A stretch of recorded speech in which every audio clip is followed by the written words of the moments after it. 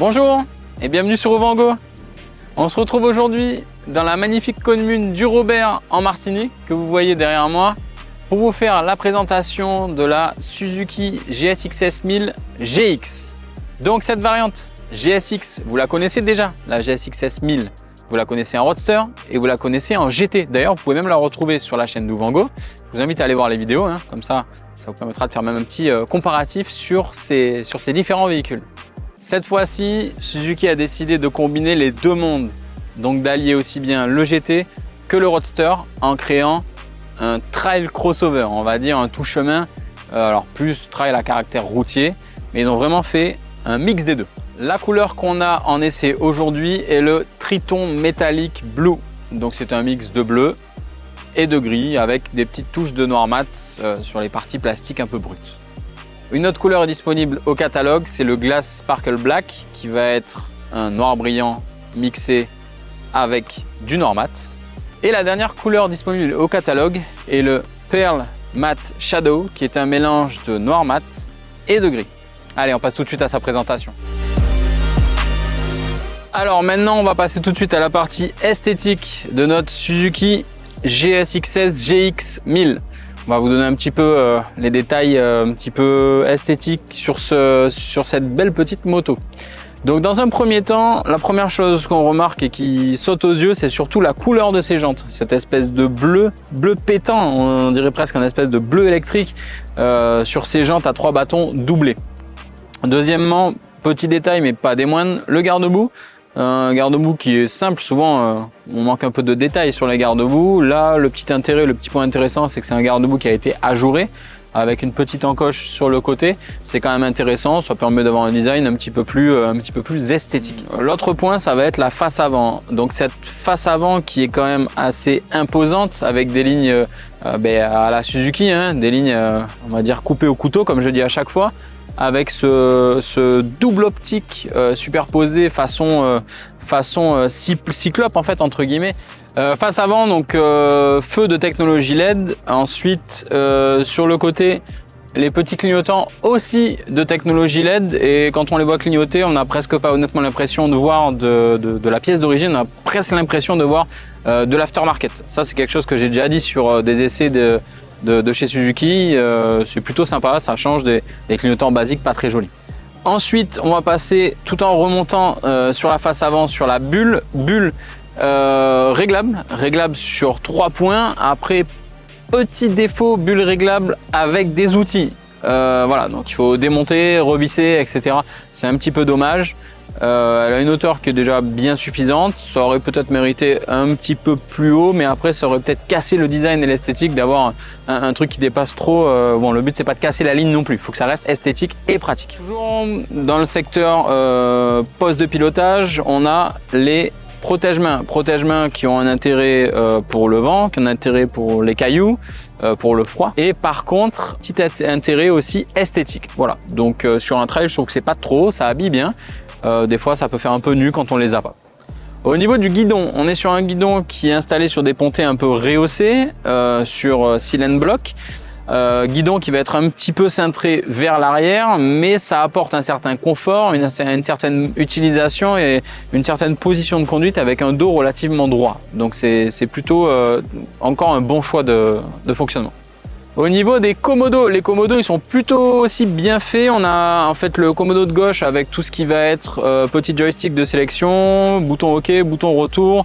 On a tout ce qui va être basiquement les clignotants, les phares, le régulateur de vitesse. Je reproche très souvent aux motos malheureusement le fait d'avoir des commodos pas super intuitifs. Là pour le coup c'est vraiment facile d'utilisation, il n'y a rien de bien compliqué. En 10 secondes on a pris le pli et on comprend comment ça fonctionne. Ensuite du côté droit, très simple, bouton de démarrage avec le coupe-circuit, l'enclenchement du régulateur de vitesse et les warnings. Je peux pas faire plus simple. La boucle arrière, elle donne vraiment ce ressenti de robustesse, de qualité. Le fait qu'elle soit tubulaire, qu'il l'ait mis d'ailleurs en gris, voilà, faut vraiment le voir. C'est une boucle tubulaire, ça donne vraiment un esthétisme et une impression de grande solidité. Ça, c'est quelque chose personnellement que j'apprécie beaucoup. Je trouve que généralement souvent les boucles arrière sont pas très esthétiques. Là, le fait de voir des belles soudures, de voir l'aspect avec toutes les ferrailles qui s'entremêlent, c'est plutôt joli. Pour la partie assise, donc la selle conducteur, elle est super confortable. Ça, c'est encore un point que souvent on reproche aux motos. On fait de la route pendant un moment, on a mal aux fesses entre guillemets, voilà, on est mal installé, c'est pas confortable. Là, on n'a pas ce problème-là. La moto, elle est confortable aussi bien en conducteur que passager. La selle, elle est large, elle est moelleuse, on a de la place, on peut s'installer super confortablement. Voilà, passager pareil, plutôt large, souvent elles ont tendance à être un peu petites au niveau des passagers et là on n'a pas ce problème là. Autre point, au niveau du passager, il dispose de 2 grosses poignées de maintien pour pouvoir être bien installé grâce au support de porte-paquet à l'arrière, donc c'est quand même un point qui n'est pas négligeable non plus. Et pour la partie arrière, vraiment la pointe de la moto, on a le feu arrière qui est aussi à LED et les clignotants qui sont de même technologie et de même esthétisme qu'à l'avant, donc 100% LED. Au niveau de l'échappement, souvent on peut avoir tendance encore une fois à reprocher la taille des échappements, bien que maintenant on est venu sur des choses plus petites. Là on a quand même l'avantage d'avoir un échappement qui est très court, qui est très compact, mais qui n'entache pas malgré tout la sonorité. On garde une sonorité assez rock. Après de toute façon ce moteur là, c'est un moteur qui a quand même de l'âge, même s'il est passé sur les normes, mais on a un moteur qui a une superbe sonorité.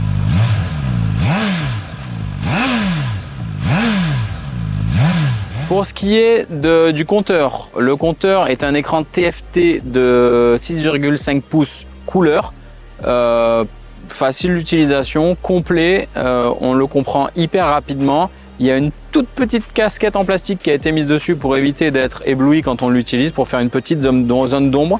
Et comme je disais tout à l'heure, grâce au Komodo, on a une navigation qui est très facile en fait, très facile et très compréhensible.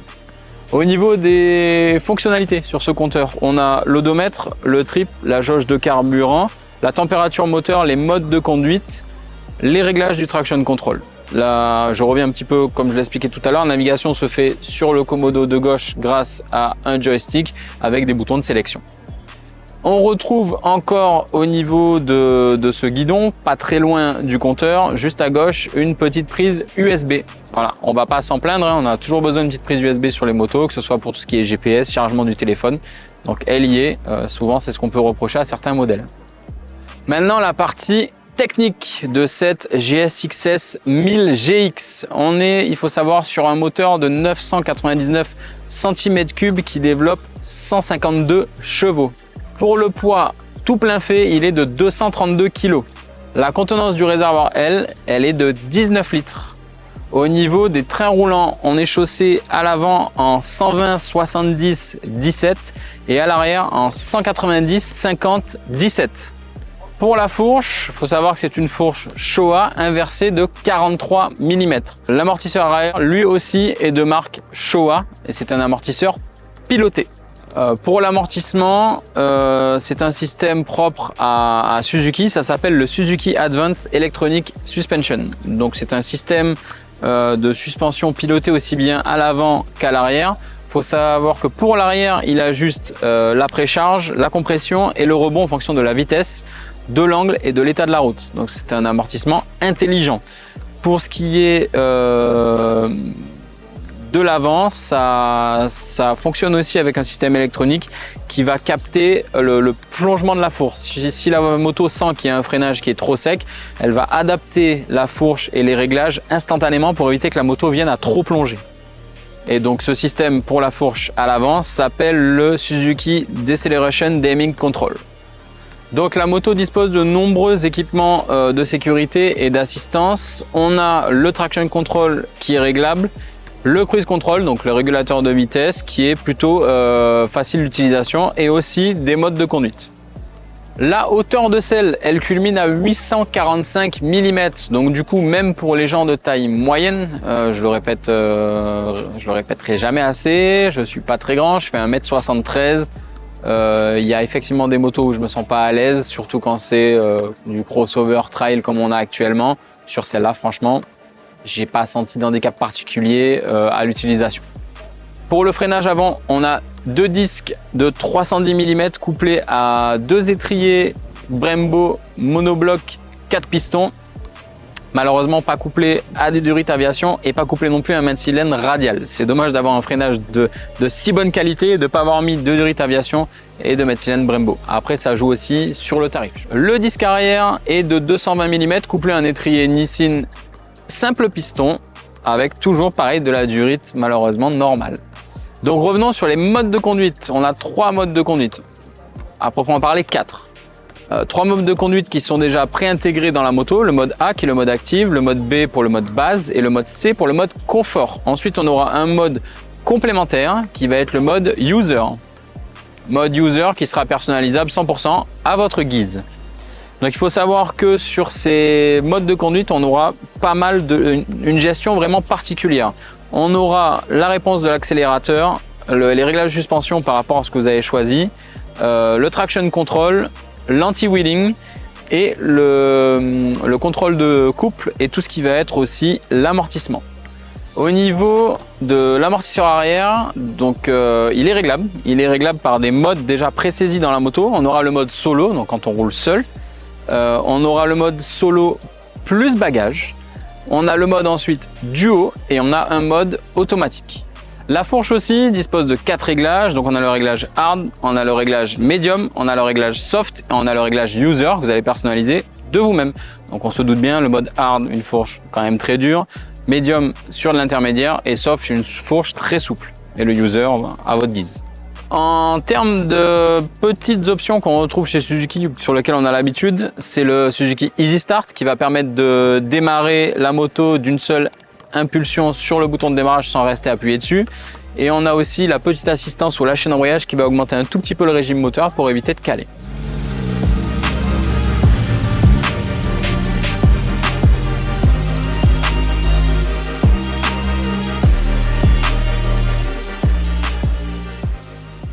Alors, on va passer maintenant au petit bilan général de l'utilisation et de cet essai sur cette Suzuki GSX 1000 GX.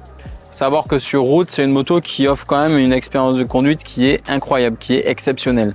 C'est quelque chose que j'avais rarement vu sur l'amortissement en tout cas. En ville, elle est plutôt maniable, elle est réactive. Après, elle est quand même un petit peu lourde sur les, on va dire, sur les petits déplacements. Quand on a vraiment des tout petits déplacements à faire et qu'on a besoin de tourner un peu subitement, on ressent peut-être un petit peu le poids. Par contre, gros point positif encore une fois sur ce moteur, je l'ai déjà dit sur les essais des hautes gammes avec cette même base moteur, c'est qu'on peut relancer facilement en 6e à 40 km/h sans que la moto ne vienne à brouter, qu'on ait besoin de tomber en rapport. Ça, c'est quand même quelque chose qui est incroyable. Petit point à prendre en compte aussi sur, on va dire, les relances à bas régime. Quand on va être sur des 3e, 2, 3 ou 4e vitesse, à l'accélérateur, sur le mode sport, elle a tendance à mettre vraiment un coup quand on accélère. Elle met ce qu'on peut appeler un peu le coup de pied aux fesses. On sent vraiment un à-coup à l'accélération. Ça, c'est quand même plutôt désagréable. On le sent sur le mode A, on ne le sentira pas sur les modes B et C. Sur le user, ça dépendra de votre réglage. Sur les routes départementales, pas grand chose à dire. On a vraiment une super aisance à l'utilisation. C'est une moto qui a un amortissement, comme je le disais, qui est incroyable, qui est personnalisable. Les relances sont juste parfaites, sans forcément avoir besoin de tout le temps baisser les rapports. C'est vrai que j'en ai peut-être pas forcément parlé pendant l'essai, mais on a le shifter up and down, donc ça permet d'avoir aussi une certaine aisance pour vraiment avoir une conduite assez réactive sur des changements d'angle, sur des routes un petit peu vraiment sinueuses. C'est un point qui n'est quand même pas inconfortable. La sonorité du moteur, c'est super agréable parce que même si on est en peau d'origine, on a quand même un ressenti on a un moteur qui a un bruit rock en fait. Et point quand même positif aussi sur son traction control, sur des routes peut-être un peu grasses ou un peu humides, il sauve quand même pas mal, sachant qu'il est réglable sur beaucoup de positions, c'est quand même pas négligeable. Pareil pour la fourche qu'on peut vraiment adapter à son utilisation avec les réglages de dureté, que ce soit à l'avant comme à l'arrière, et aussi ce système d'anti-plongement de la fourche en ayant eu peut-être un ou deux freinages un petit peu secs à faire. J'ai effectivement pas senti trop cette moto plongée en avant comme on peut sentir sur d'autres motos. Au niveau des conduites, on va dire rocade autoroute, on va plus dire rocade parce que chez nous on n'a pas d'autoroute malheureusement. Moto hyper agréable, on cruise en 6e, on met le régulateur de vitesse, elle fait son petit travail tranquille. L'amortissement, on sent pas du tout les imperfections. J'ai pas eu l'occasion de faire de duo, mais j'ai testé l'amortisseur qui s'adapte au duo, aux valises, etc. Et on sent nettement une différence, même à l'arrêt. Si on est assis à l'arrêt, qu'on met un petit peu de poids, on va sentir la moto se relever avec l'amortisseur qui va se durcir. L'échappement pour le coup là d'origine, sur des grandes routes, vraiment à régime très bas. Sur autoroute en 6e ou sur rocade en 6e, on a vraiment un son qui est doux et délicat, qui va pas faire du bourdonnement dans le casque. La bulle, j'ai pas eu l'occasion de l'utiliser position haute, mais on a quand même 3 réglages qui la font monter quand même plutôt haut, donc je pense qu'en utilisation elle sera quand même plutôt bien. C'est une moto qui est de bonne fabrication, de bonne manufacture, avec que des pièces de qualité, hein, que ce soit sur ses étriers Brembo, sur ses amortisseurs aussi bien pilotés à l'avant qu'à l'arrière, sur même l'esthétique qui est assez hors du commun, avec sa face avant un petit peu en pointe, taillée au sabre comme je dirais à chaque fois chez Suzuki. C'est voilà. Sur la partie générale, ça se présente quand même plutôt bien. Sur la partie moteur, on le présente plus, hein. Ce moteur, il a déjà fait ses preuves. Je pense qu'il a plus rien à prouver en termes d'utilisation, que ce soit sur ses relances, sur sa vivacité, sur son couple, sur le fait de ne pas avoir besoin de jouer de la boîte. Voilà, c'est un moteur, s'il est sur ces motos-là depuis tant d'années, c'est bien qu'il y a une raison, c'est qu'il a une efficacité et il a une qualité qui est exceptionnelle. Maintenant, on passe sur les points positifs et les points négatifs de ce Suzuki GSX-S GX 1000. Le premier point, c'est la polyvalence. Polyvalence parce que qu'on soit sur route, sur autoroute, sur, on va dire, allez, petit chemin. On va vraiment s'entendre par là, petit chemin. Elle s'adapte vraiment à toutes les routes. Elle est vraiment très polyvalente.